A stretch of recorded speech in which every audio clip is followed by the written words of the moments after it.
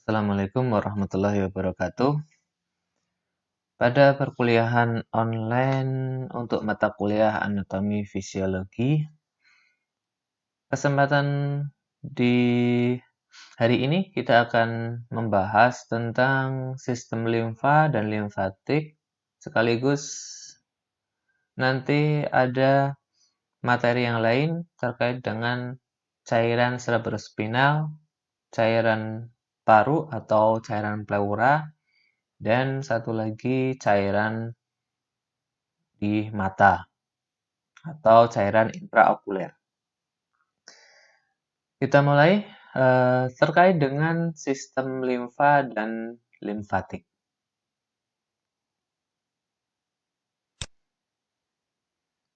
Sistem sirkulasi yang sekunder yang berfungsi mengalirkan limfe atau getah bening ke dalam tubuh.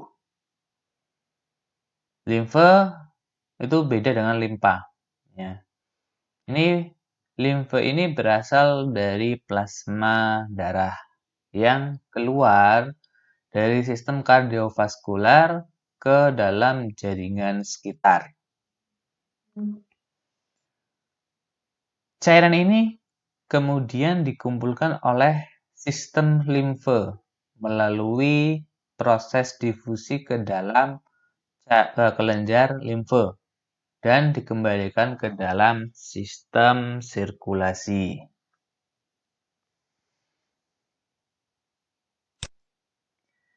Fisiologi sistem limfatik. Limfe adalah cairan jaringan yang masuk ke dalam pembuluh limfe. Ya, dan pembuluh limfe berbentuk seperti tasbih ya, karena mempunyai banyak katup di sepanjang perjalanannya. Nah, pembuluh limfe dimulai dari kapiler limfe menuju ke pembuluh limfe kecil, kemudian ke pembuluh limfe besar dan masuk ke aliran darah. Nah, kemudian limfe sebelum masuk ke aliran darah nantinya melalui satu atau banyak kelenjar limfe. Nah, di limfe ini, di pembuluh limfe ada pembuluh limfe aferen dan ada pembuluh limfe eferen. Nah, pembuluh limfe aferen adalah pembuluh limfe yang membawa limfe masuk ke kelenjar limfe. Sedangkan pembuluh limfe eferen ini kebalikannya. Ya, jadi kalau pembuluh limfe aferen ini masuk ke kelenjar limfe, kalau pembuluh limfe eferen ini keluar kelenjar limfe. Ya, limfe masuk aliran darah ya pada pangkal leher melalui ductus lymphaticus dexter atau dextra dan ductus thoracicus atau ductus lymphaticus sinister. Nah, sistem saluran limfe ini sangat berkaitan dengan sistem sirkulasi darah. Nah, darah meninggalkan jantung melalui arteri dan dikembalikan melalui vena.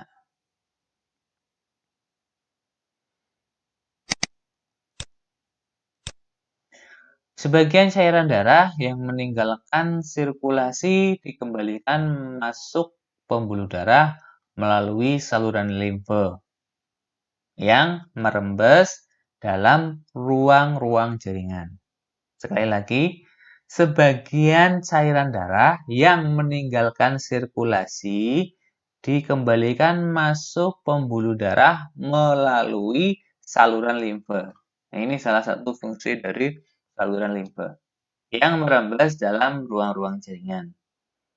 Sehingga hampir seluruh jaringan tubuh mempunyai saluran limfatik yang mengalirkan kelebihan cairan secara langsung dari ruang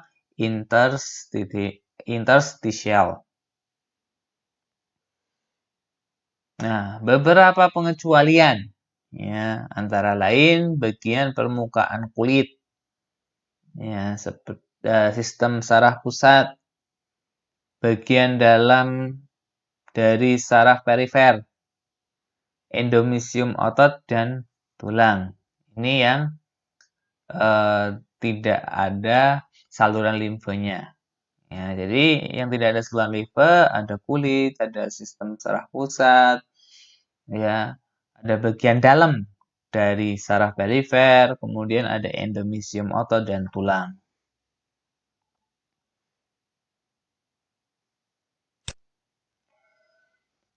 Kemudian bentuk dari limfe mirip dengan plasma, tetapi dengan kadar protein yang lebih kecil atau yang lebih sedikit. Nah, limfe sendiri, ya, kelenjar limfe ini menambahkan limfosit pada limfe sehingga jumlah sel sangat besar di dalam saluran limfe. Nah, limfe dalam pembuluh limfe digerakkan oleh kontraksi otot. Ya, jadi ketika limfe ini yang berupa cairan ini dia bergerak ya di dalam pembuluh limfe, maka pergerakan dari limfe ini digerakkan oleh kontraksi otot ya yang ada di sekitar pembuluh limfe dan dibantu oleh katup yang terdapat di sepanjang pembuluh limfe. Berbeda dengan darah. Kalau darah ini ada yang memompa, yaitu jantung. Nah, limfe ini kontraksi otot yang ada di sekitar pembuluh limfe. Ya, dan juga dibantu oleh katup yang terdapat di sepanjang pembuluh limfe. Nah, ini gambaran ya dari limfe ya. Ini ada nodus limfatikusnya ya atau pembuluh limfenya. Nah, di sini ini ada darah ya dan kapiler-kapiler darah. Nah, ini saling berkaitan.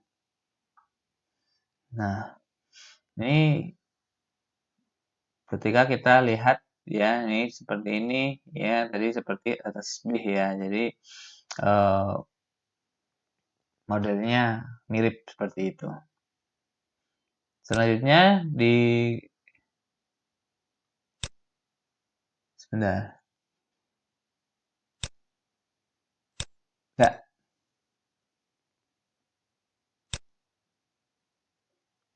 Nah, ini terkait dengan sirkulasi dari paru-paru ya, yang ini juga berhubungan dengan sistem limfatik. Nah, kemudian ini untuk peredaran darahnya, ya ini paru, ini jantung, ya. Jadi dari sistem peredaran darah, ya tadi yang sudah dibahas sebelumnya, ya ini berhubungan dengan berkaitan erat dengan sistem limfatik. Nah,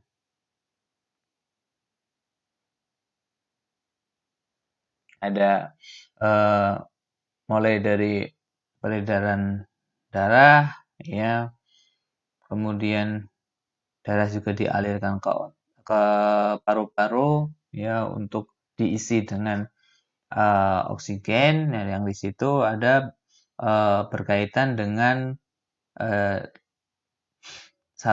sistem atau saluran limfatik. Ya, mulai dari di sini kita melihat nih ada seperti tasbih ya. Jadi bentuknya seperti ini ya. Jadi ada nodus limfatikus ya. Kemudian juga ada pembuluh limfa ya. Ada juga kapiler limfa ya dari baik itu di apa namanya di paru-paru sebelah kanan maupun paru-paru sebelah kiri ya. Ini cairan limfe ini berada di dalam dan mengalir atau bergerak yang dibantu oleh katup dan yang utama adalah oleh kontraksi otot yang ada di sekitar pembuluh limfe. atau lymphatic vessel.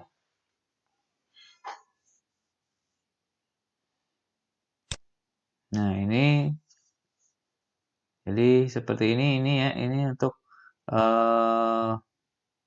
secara lebih kecil lagi ya. Nah, ini adalah pembuluh limfenya ya. Kemudian ini ada arteriola ya, ada venula. Ya, di sini ada jaringan ya. Nah, di sini ada kapilernya dari limfe. Nah, ini secara lebih kecil lagi ya, kita bisa melihat bagaimana di sini ketika pembuluh darah ya atau arteriola ya dan limfe ini saling berkaitan. Nah, dan bagaimana gerakan ya yang eh, dibantu oleh otot yang ada di sekitar.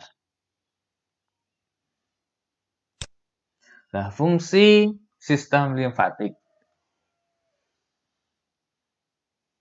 Nah, fungsi sistem limfatik yang pertama adalah mengembalikan cairan dan protein dari jaringan ke dalam sirkulasi darah. Selain itu, juga mengangkut limfosit dari kelenjar limfe ke sirkulasi darah. Selanjutnya, membawa lemak yang sudah dibuat emulsi dari usus ke sirkulasi darah. Kemudian, saluran limfe yang melaksanakan fungsi ini ialah saluran lakteal yang di mukosa usus halus. Nah, kelenjar limfe ini menyaring dan menghancurkan mikroorganisme untuk menghindarkan penyebaran organisme ke dalam jaringan dan bagian tubuh yang lain. Dan apabila ada infeksi, ya kelenjar limfe menghasilkan zat imun atau antibodi untuk melindungi tubuh terhadap mikroorganisme.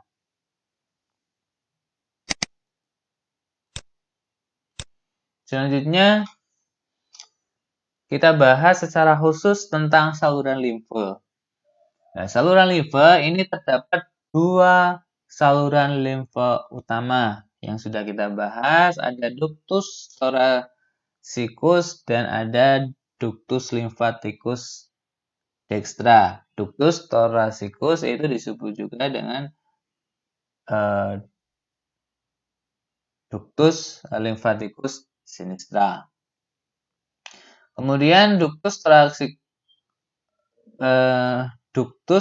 thoracicus atau ductus lymphaticus sinistra atau sinistar mengumpulkan cairan limfe dari tubuh bagian tungkai atau tungkai bawah ya, baik itu kanan dan kiri ya. Kemudian juga cairan limfe ini yang berada di abdomen ya, kanan kiri ya, dada kiri, kepala kiri, lengan kiri, kemudian masuk ke sirkulasi darah lewat vena subclavicula sinistra. Nah, jadi dari fungsi ductus thoracicus ya, ini adalah mengumpulkan cairan limfe yang sudah kita sebutkan, tungkai bawah baik kanan maupun kiri, kemudian abdomen kanan kiri ya, dada kiri, kepala kiri dan lengan kiri ini masuk ke sirkulasi darah lewat vena subclavicula sinistra. Sedangkan yang kedua, ductus lymphaticus dexter atau dextra ialah saluran yang jauh lebih kecil ya, dan mengumpulkan limfe dari kepala sebelah kanan, leher sebelah kanan, ya, lengan kanan dan dada sebelah kanan dan menuangkan isinya ke dalam vena subclavicula dextra yang berada di sebelah bawah kanan leher. Ini untuk saluran limfe. Pembuluh limfe atau saluran limfe, struktur pembuluh limfe ini serupa dengan vena kecil atau venula, ya, tetapi memiliki lebih banyak katup sehingga pembuluh limfe tampaknya seperti rangkaian petasan atau seperti rangkaian tasbih, ya. Karena apa? Karena banyaknya katup. Ya, katup ini yang membuat seperti tasbih. Nah, pembuluh limfe yang terkecil atau kapiler limfe lebih besar dari kapiler darah dan terdiri hanya atas selapis endotelium.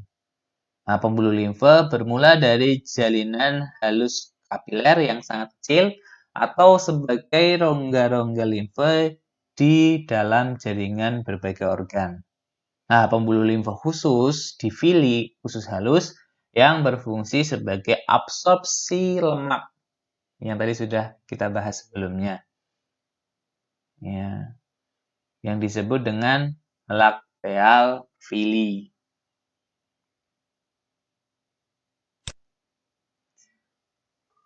Kemudian tadi sudah kita bahas terkait dengan saluran limfe, ya, atau pembuluh limfe. Kemudian di situ ada katup, ya. Selanjutnya kita bahas tentang kelenjar limfe atau limfonodi. Kelenjar limfe atau limfonodi berbentuk kecil lonjong atau seperti kacang dan terdapat di sepanjang pembuluh limfe. Kerjanya sebagai penyaring limfe dan dijumpai di tempat-tempat terbentuknya limfosit. Kelompok-kelompok utama terdapat di dalam leher, aksial, torak, abdomen, dan lipatan paha. Ini adalah kelenjar limfonya. Nah, jadi ada di leher, ya, bagian aksial, bagian torak atau dada, bagian perut atau abdomen, dan lipatan paha. Nah, ini ya bagian-bagian dari limfonodi atau kelenjar limfe. Ya. Jadi bagian aksial, ya, kemudian di bagian dada, ya. Jadi kita lihat ya, leher, aksial, torak, abdomen, dan lipatan paha. Leher, ya, kemudian ada aksial, ya, ada dada, kemudian ada di perut dan ada di lipatan paha.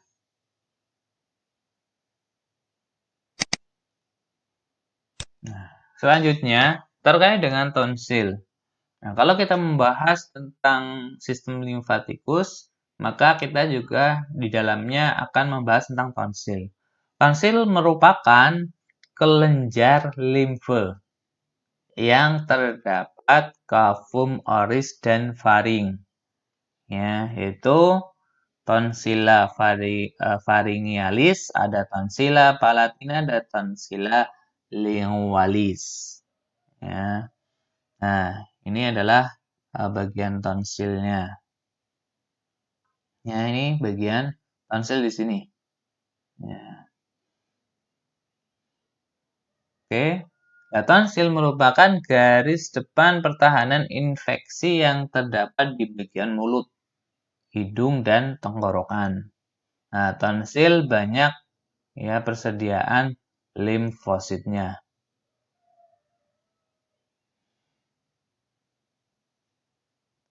Lanjut, yang berikutnya ada limpa. Ya, tadi ada limfe, ini limpa. Ya, kalau limfe ini adalah cairan, kalau limpa, nah, ini adalah bagian organnya. Ya, limpa atau lien adalah kelenjar yang terletak di regio hypogastrium sinistra, ya, di bagian perut, ya, sebelah kiri atas. Di dalamnya berisi banyak jaringan limfe dan sel darah.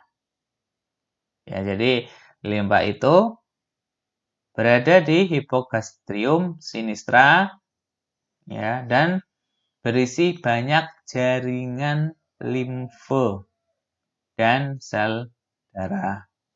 Nah, fungsi dari lian sendiri yang pertama adalah untuk membentuk eritrosit, terutama saat janin.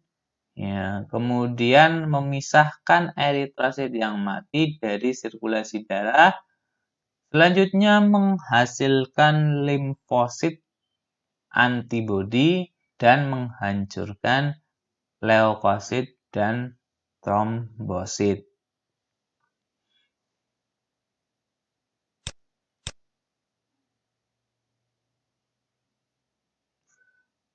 Selanjutnya adalah retikuloendotelial sistema. Nah, ini sistem di dalam jaringan dan organ yang berfungsi memakan atau sebagai fagosit benda asing dan bakteri yang masuk tubuh. Yang termasuk dalam retikuloendotelial sistema adalah kelenjar limfe. Kemudian ada limpa. Ya, kemudian ada hati dan ada sumsum tulang. Nah, saya kira itu saja untuk materi anfis sistem limfatik.